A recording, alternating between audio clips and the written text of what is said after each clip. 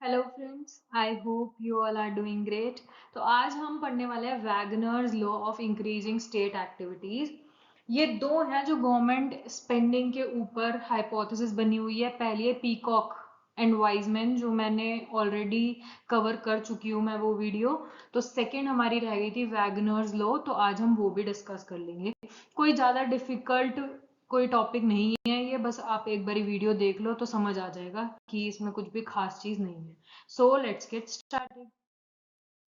सबसे पहले Wagner's law किसने दिया था? एडोल्फ वैगनर ने, एक जर्मन इकोनॉमिस्ट थे ये। In the late 19th century his observation was based on his historical data from industrialise countries like Germany. यानी कि क्योंकि जर्मन इकोनॉमिस्ट थे तो इन्होंने ना जर्मनी के ऊपर ही स्टडी करी थी।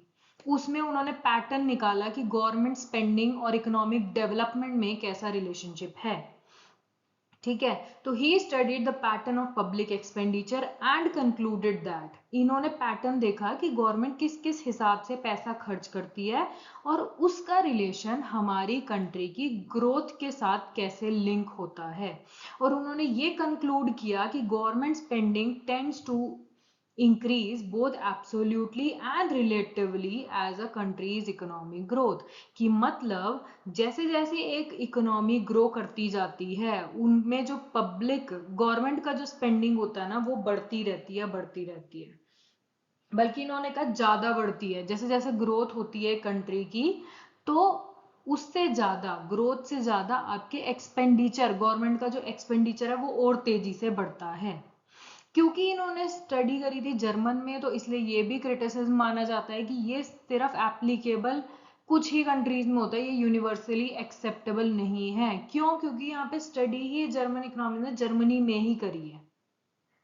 ठीक है, तो ये सूटेबल है जर्मनी के लिए और थोड़ी बहुत कंट्रीज के लिए, लेकिन यूनिवर्सली एक्सेप्टेबल नहीं है।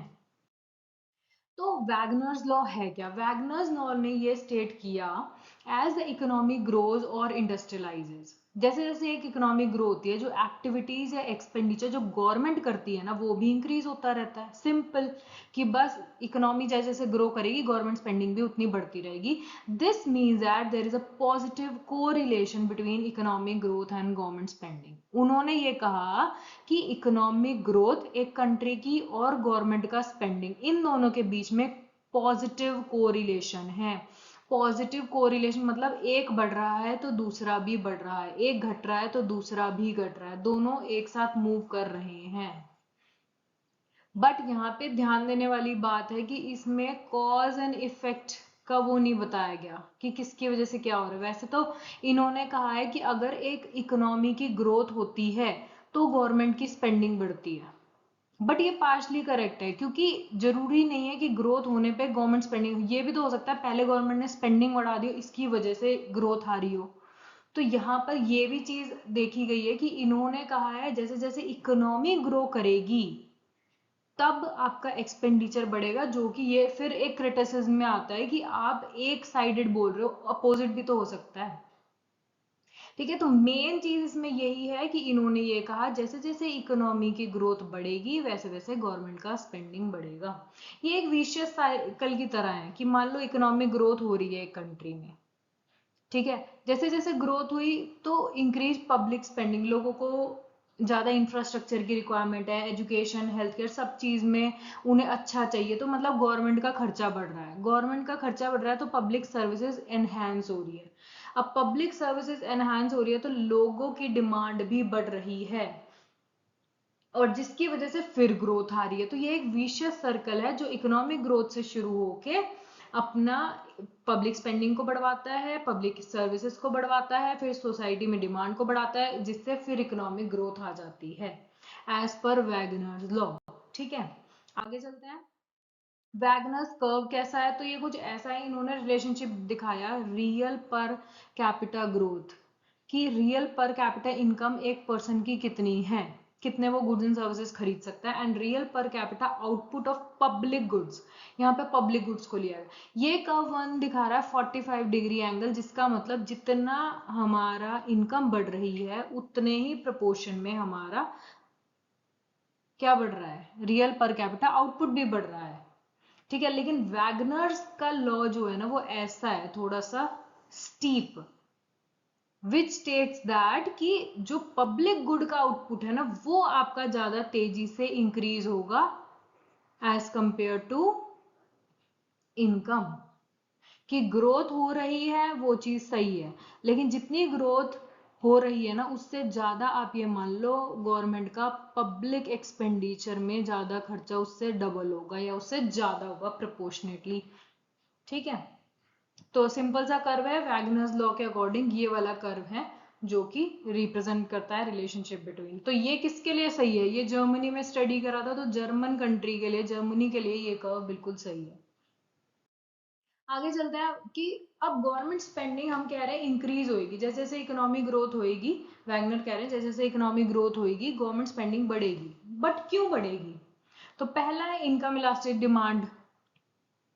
जब नेशनल इनकम लोगों की बढ़ जाती है, यानी कि ग्रोथ आ रही है, मतलब लोगों की नेशनल इनकम बढ़ रही है, लोगों की इनकम बढ़ रही है, तो पीपल क्या करेंगे, ज्यादा सर्विसेज, उन्हें ज्यादा सर्विसेज भी तो चाहिए, उन्हें एजुकेशन भी अच्छा चाहिए, हेल्थ केयर भी अच्छा चाहिए, इंफ्रास्ट्रक्चर भी अच्छा चाहिए, वेलफेयर। तो दीज सर्विसेज कौन प्रोवाइड करता है? Health care, infrastructure, welfare government provide करती है, तो गवर्नमेंट को भी ज्यादा से ज्यादा उसमें खर्चा करना पड़ेगा। फिर आता है expansion of administrative and protective function.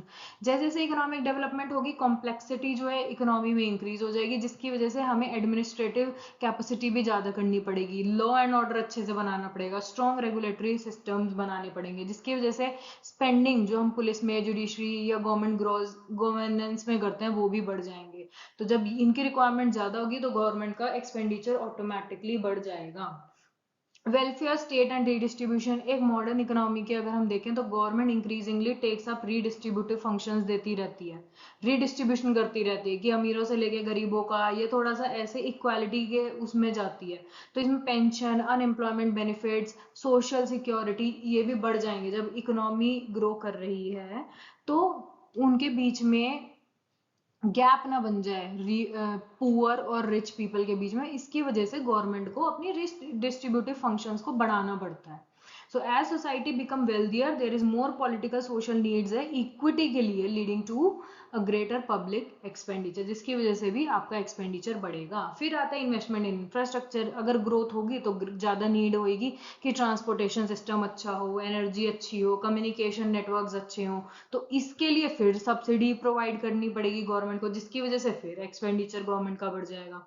Education और ह्यूमन कैपिटल, अब कोई कंट्री अगर डेवलप कर रही है तो उसको ह्यूमन कैपिटल में भी तो फोकस करना पड़ेगा, shift focus to human capital development.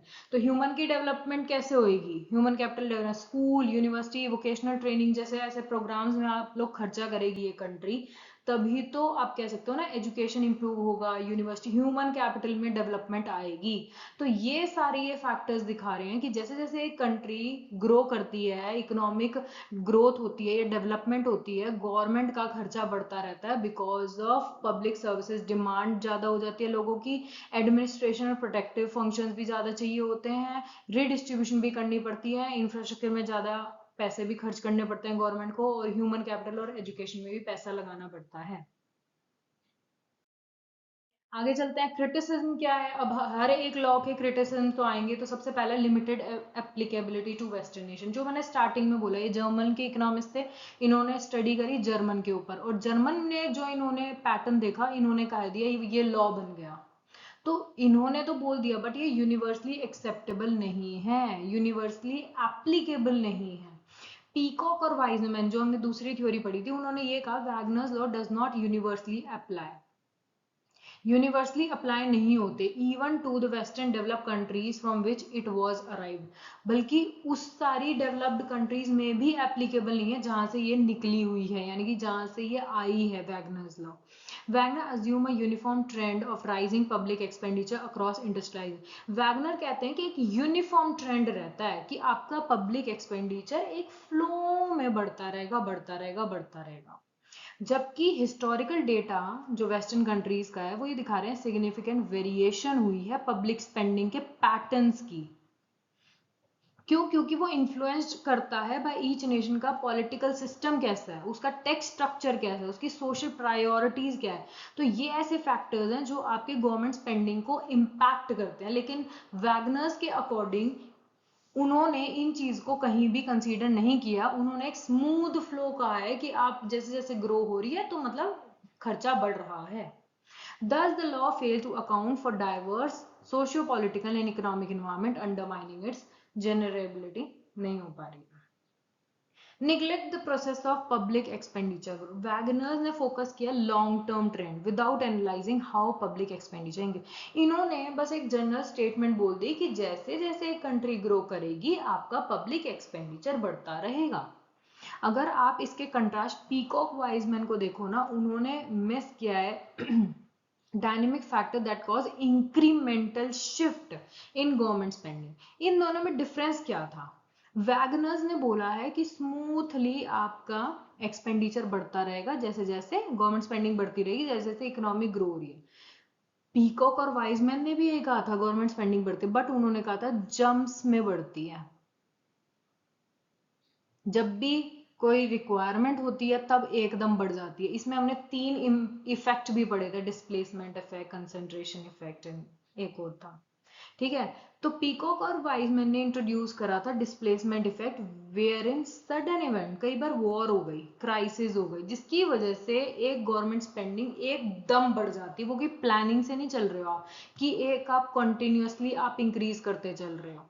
अब जैसे वॉर हुई थी तो ये थोड़ी है कि हम तो भाई हमने सेट कर रखा है तो हम तो उसी फ्लो से ही एक्सपेंडिचर को बढ़ाएंगे, नहीं। अब जैसे वॉर आ गई, कोई नेचुरल कैलेमिटी आ गई, ज्यादा ही डिस्ट्रक्शन हो गई, तो एकदम गवर्नमेंट अपना खर्चे को और एकदम जंप से बढ़ाती है रेदर देन फ्लो। तो वही चीज है, वैगनर ने अज्यूम किया है एक स्मूथ और continuous growth, but spending often grow in jumps, jump करके ग्रो करती है, ड्रिवन बाय एक्सटर्नल शॉक या पब्लिक प्रेशर कोई भी पड़ता है। तो इट इज नॉट नेसेसरी कि हमेशा स्मूथ और कॉन्टिन्यूस ग्रोथ हो, वो जंप्स में भी होती है।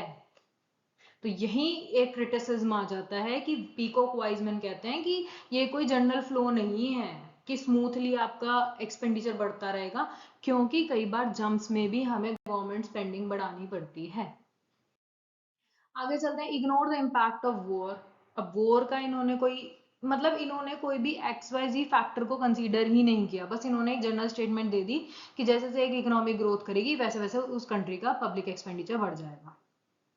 But there are various factors जो हम पढ़ते हैं जो एक इकोनॉमी को इम्पैक्ट करते हैं, तो कुछ तो फैक्टर्स को आपको कंसीडर करके स्टेटमेंट बोलनी चाहिए ना, इन्होंने वो चीज नहीं बोली। तो Wagner does not consider the role of war हो गया, कोई कन्फ्लिक्ट हो गया, which was drastically alter the tragedy of public expenditure during war time। अगर हम देखें government spending surge due to defence, reconstruction, emergency measures. अब जैसे पाकिस्तान इंडो पाक का ये जो वॉर शुरू हुई थी तो इसमें गवर्नमेंट की स्पेंडिंग बड़ी है ना, उन्होंने डिफेंस में भी और पैसा लगाया हुआ, रिकंस्ट्रक्शन में भी, इमरजेंसी मेजर्स करे, तो उनका एकदम जंप में इंक्रीज हुआ। कोई उन्होंने पहली सोच थोड़ी रखा था कि हाँ भाई 2025 में जाएंगे तो लड़ाई होने वाली है, हम इतने फ्लो में ही खर्चा करते चलेंगे। तो ये ऐसे अनफोर्सीन इवेंट्स होते हैं जहां पर एक गवर्नमेंट का खर्चा एकदम बढ़ता है। जैसे घर में हम इंडिविजुअल लेवल पे देखें तो अगर कोई भी एक अनसर्टेन सिचुएशन आ जाती है, मान लो मंथली मैं 10,000 के अप्रोक्स में खर्चा कर रही हूँ, लेकिन कई बार कोई बीमारी कुछ ऐसी चीज आ जाती है जिसकी वजह से 10,000 से सीधा मेरे को उस महीने 80,000 रुपए खर्च करने पड़े, तो करोगे ना। ये थोड़ी कि मैंने 10,000 ही सेट कर रखे थे तो मैं 10 से तो फालतू में लगाऊंगा नहीं या खर्च नहीं करूंगा, ऐसे तो नहीं होता। तो हर बार हर की लाइफ में हर एक सिचुएशन में कई बार अनसर्टेनिटी आती है जिसकी वजह से हमें खर्चा अपना उस टाइम बढ़ाना पड़ता है। बट इस चीज का वैगनर लॉ ने कहीं भी डिस्कस नहीं किया था, बस वही उसका क्रिटिसिज्म बन गया। तो even after the war and the spending often does not return to the pre war state में एकदम नहीं आ पाती है, contributing a permanently higher public sector size. So this phenomena contradict करते हैं वैगनर की अजम्पशन में जो कहते हैं ग्रेजुअल राइज होता रहता है on the basis of income, showing that political event can be equally और मोर सिग्निफिकेंट। तो कंक्लूजन, इतनी बड़ी कोई लॉ था नहीं, कोई डिफिकल्ट नहीं था, बस इनकी तो एक ही स्टेटमेंट थी कि जैसे जैसे इकोनॉमी ग्रो कर रही है वैसे वैसे पब्लिक एक्सपेंडिचर बढ़ता रहेगा। बट इसमें क्रिटिसिज्म आए क्योंकि इन्होंने रियल चीज़ों को कंसीडर नहीं किया है, कोई भी फैक्टर्स को इन्होंने कंसीडर नहीं किया है, वो इनके लिए एक ड्रॉबैक माना गया। तो वैगनर्स लॉ ने ये कहा था एक इकोनॉमी ग्रो करती है और इंडस्ट्रियलाइज करती है, government spending tend to increase, both in absolute terms में बढ़ती है, प्रोपोर्शनेटली भी बढ़ती है नेशनल इनकम में। This is driven by rising demand for public goods. ये किस लिए होता है? क्योंकि पब्लिक गुड्स की डिमांड बढ़ जाती है, सोशल सर्विसेज की डिमांड बढ़ जाती है, infrastructure, regulatory functions. The law highlights a natural expansion of the state role in response to economic development and societal needs. जबकि its applicability may vary depending on the stage of economic development, government efficiency, external factors like war. इन्होंने तो बोल दिया, लेकिन इसकी acceptability, applicability जो है इसकी, वो डिपेंड करती है बहुत सारे इकोनॉमिक सिचुएशंस में। लाइक आप कौन सी स्टेज के इकोनॉमिक डेवलपमेंट में चल रहे हो, गवर्नमेंट एफिशिएंसी कितनी है, एक्सटर्नल फैक्टर्स जैसे वॉर और क्राइसिस, ये भी बहुत इम्पैक्ट करते हैं गवर्नमेंट स्पेंडिंग में। तो ये चीज को इन्होंने कंसीडर नहीं किया। सो थैंक यू, आज की वीडियो में इतना ही। अगर कोई भी डाउट है please use comment section and have a great day. Bye bye.